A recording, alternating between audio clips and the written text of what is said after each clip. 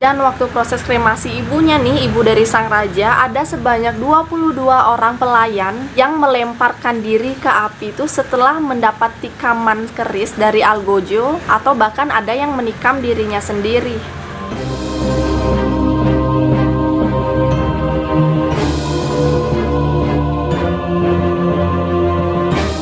Welcome back to my channel. Dan thank you buat kalian yang sudah klik video ini. Oke, jadi sesuai dengan judulnya ya, kalian udah bisa baca sendiri lah ya judulnya. Sekarang ini aku akan membahas salah satu tradisi yang cukup mengerikan, cukup sadis sih menurut aku, yang bahkan dulunya tradisi ini pernah dilakukan di Indonesia. Gimana, apa mungkin ada dari kalian yang udah pernah dengar mengenai tradisi sati ini? Kalau aku sendiri sih untuk nama satinya baru dengar pertama kali, tapi kalau untuk tradisi atau ritual yang dilakukan udah pernah nonton di film-film. So biar kalian gak bosan dengar basa-basi dari aku, mending kita langsung lihat gimana sadisnya tradisi ini. So let's get started.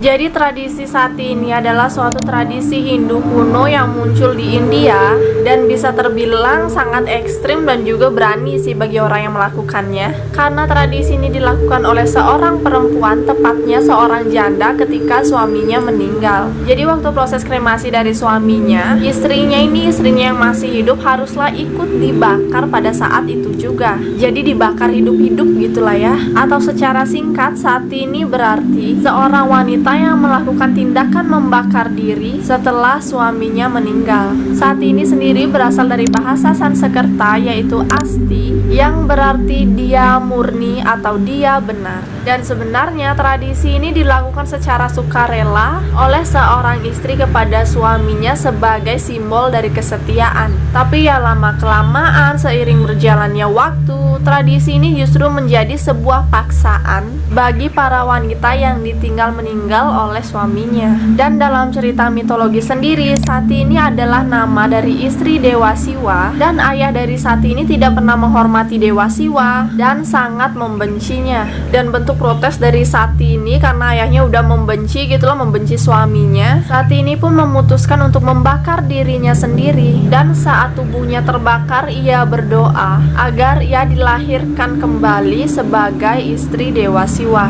Dan ternyata doanya itu terkabulkan. Sati pun reinkarnasi dan disebut sebagai Dewi Parwati. Nah, karena cerita inilah mulai banyak orang yang sukarela melakukan tradisi Sati ini. Dan bahkan dulunya sebenarnya tradisi ini hanya dilakukan oleh kalangan bangsawan dan keluarga-keluarga kaya, di mana waktu pimpinannya atau pemimpin tertinggi mereka itu wafat, selir dan para pelayannya yang setia akan bersumpah, yang isi sumpahnya yaitu dalam kematian aku akan ikut denganmu. Aku lumayan merinding baca sumpahnya ini ya. Kayaknya artinya itu dalam banget gitu.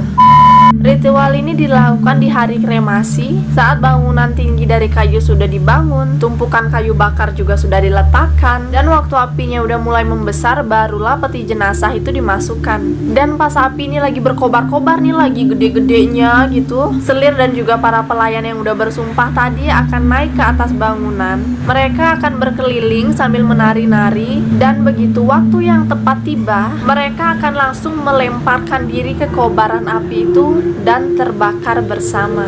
Oke, aku lumayan merinding sih denger tradisi ini. Sampai kayak gitu ya mereka membuktikan kesetiaannya sama suaminya, sama pimpinan juga sih. Dan untuk praktek sati ini sendiri yang tercatat pertama kali dilakukan di India yaitu pada tahun 326 Masehi, ketika sejarawan yang bernama Aristobulus dari Kassandria mengikuti rombongan Alexander Agung menuju lembah Indus. Dan mereka menyaksikan praktek sati ini di Taxila atau yang sekarang itu kawasan dari Pakistan. Dan tradisi ini pun dilakukan selama berabad-abad, jadi lumayan lama lah tradisi ini dilakukan. Tapi karena bagi sebagian orang praktek ini dianggap mengkhawatirkan gitu, akhirnya pada tanggal 8 November tahun 1829, Gubernur Jenderal Lord William Bentinck mengeluarkan peraturan hukum mengikat yang dikenal dengan Bengal Sati Regulation 1928. Dan setelah itu polisi pun mulai mencegah praktek dari sati ini, dan akhirnya maulah semakin berkurang tradisi ini. Jadi udah gak banyak juga yang melakukan. Tapi selanjutnya tradisi ini justru marak lagi terjadi pada abad ke-15 sampai 16 dengan penyebaran pertama di Asia Tenggara. Dan penyebarannya ini justru sampai berlanjut ke praktek nyata yang terjadi di Jawa dan juga Bali. Dimana dalam Hindu, dalam konteks suami istri, ada yang disebut dengan Satya Wacana yang merupakan salah satu bagian dari 5 Satya dalam ajaran Hindu, atau yang berarti benar dan setia gitu. Jadi waktu proses pernikahan itu dilakukan di hadapan api sebagai simbol dari Hyang Agni, dan si perempuan sendiri akan mengucapkan sumpah untuk menerima suaminya sebagai guru atau dewa. Dan praktek sati inilah yang digunakan sebagai simbol kesetiaan tertinggi. Tapi praktek yang dilakukan di Bali sendiri ini agak berbeda dengan praktek sati yang dilakukan di India, di mana praktek sati ini yang dilakukan di Bali melibatkan keris sebelum melompat ke api.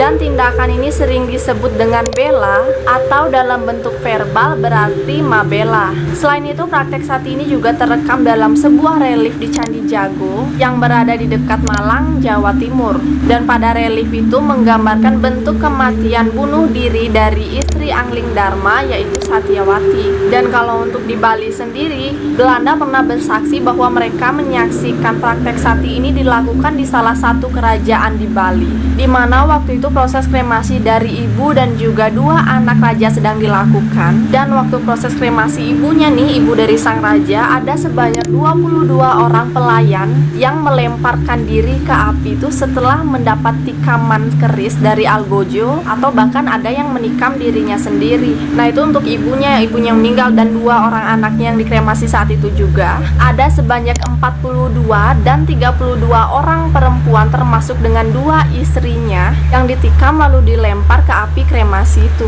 Lumayan banyak, 42, 34, ada 22. Ya ampun, banyak banget sih. Agak ngeri sih aku dengarnya, cuma salut juga, itu perwujudan dari kesetiaan mereka gitu, saking setianya.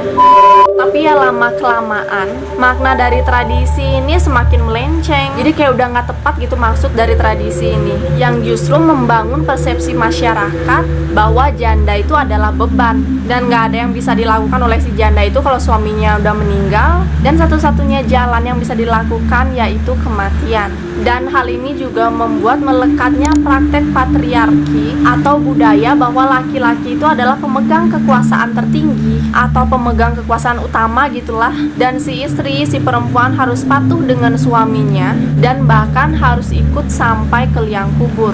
Dan setelah itu praktek sati di Bali pun juga mulai dihapuskan perlahan, dan kasus dari praktek sati sendiri tercatat di Bali yaitu terakhir pada tahun 1903 saat proses kremasi dari Raja Ngurah Agung dari Tabanan, di mana waktu itu ada 2 orang perempuan yang dikorbankan. Dan di tahun yang sama yaitu pada tahun 1903 pemerintah kolonial juga melarang tradisi ini dengan alasan kemanusiaan. Udah kan setelah itu lumayan aman, gak ada lagi praktek-praktek sati, gak ada lagi tradisi sati, apalagi paksaan untuk melakukan tradisi sati. Tapi untuk wujud dari kesetiaan atau bela di Bali masih tetap dilaksanakan saat proses kremasi, di mana pada tahun 2006 tepatnya di Bangli ada seorang janda nih yang membiarkan rambutnya terurai, kemudian membersihkan patulangan atau wadah tempat kremasi gitu dengan menggunakan rambutnya yang digerai tadi, yang diurai sebelum jenazah dari suaminya diletakkan lalu dikremasi. Dan ini juga menjadi tanda atau peringatan bahwa dia akan menjanda dan tidak akan menikah lagi. Oke, itu dia sedikit mengenai tradisi sati yang sebenarnya sih udah nggak dilakukan di era saat ini. Tapi cukup lah ya buat kita tahu, menambah pengetahuan bahwa dulu perwujudan dari kesetiaan seorang perempuan yaitu kematian bersama dengan suaminya. Oke, lumayan merinding sih, merinding. Oke, sekian dulu. Kalau ada dari kalian yang mau menambahkan, kalian bisa banget komen di bawah. Mohon maaf kalau ada salah kata. Dan selalu aku ingetin untuk jangan lupa subscribe, like, komen, dan juga aktifkan lonceng kalian agar kalian tidak ketinggalan video-video terbaru dari aku. Sekian video kali ini, and see you on the next video. Bye!